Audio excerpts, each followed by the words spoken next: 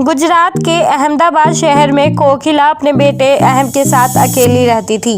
अहम काफी मेहनती था और वो अपनी माँ की खुशी के लिए कोई भी काम करने को तैयार था, लेकिन हालात ऐसे थे कि अहम को कुछ काम नहीं मिल रहा था और अब अहम काफी बड़ा भी हो चुका था, जिसके चलते कोकिला की टेंशन डबल हो गई थी। तभी कोकिला फैसला करती है कि अब वो अपने बेटे की शादी करेगी। कुछ समय बाद ही अहम की शादी गोपी नाम की एक लड़की से करवा दी जाती है, जो कि पढ़ी लिखी तो नहीं होती, लेकिन उसे डांस का बेहद शौक होता है और वो काफी संस्कारी भी होती है। उसने कोकिला के घर बहू बनकर आते ही उसका पूरा ख्याल रखना शुरू कर दिया था।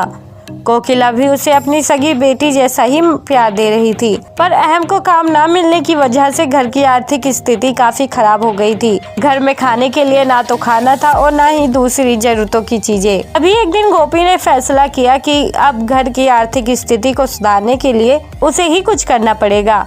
उसी दिन गोपी सुबह जल्दी उठकर अपने शहर से कुछ दूर जाती है और वहाँ नचनिया के तौर पर डांस करने लगती है।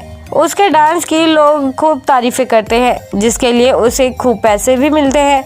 तब वो घर वापस आती है और अपनी सासू माँ के हाथों में वो सारे पैसे थमा देती है। तभी कोकिला कहती है कि बहू, तुम्हारे पास इतने पैसे कहाँ से आए? क्या ये पैसे तुम अपने मायके से लाई हो या फिर तुम्हें ये पैसे कहीं पड़े हुए मिले? तभी गोपी कहती है कि नहीं माँ जी, ऐसी कोई बात नहीं है, ये पैसे मैंने खुद कमाए हैं।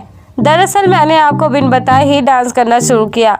मॉर्निंग में मैं शहर से कुछ दूरी में डांस करने गई थी और उस डांस से मुझे ये पैसे मिले।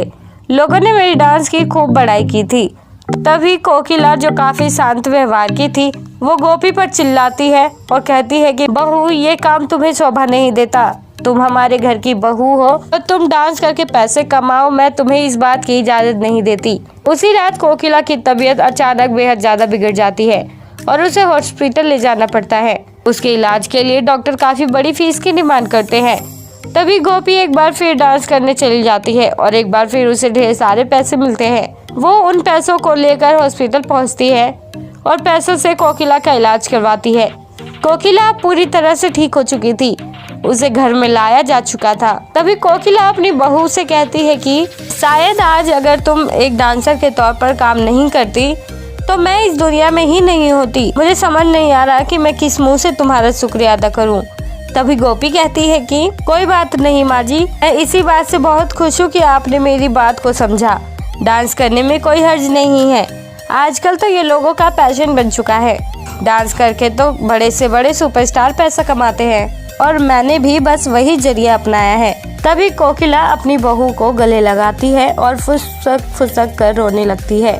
तो दोस्तों, आप इस कहानी के बारे में क्या कहना चाहेंगे? आप हमें कमेंट बॉक्स में कमेंट करके ज़रूर बताएं और साथ ही ऐसी और दिल को छू जाने वाली कहानियाँ सुनने के लिए आप हमारे चैनल को सब्सक्राइब करना ना भूलें।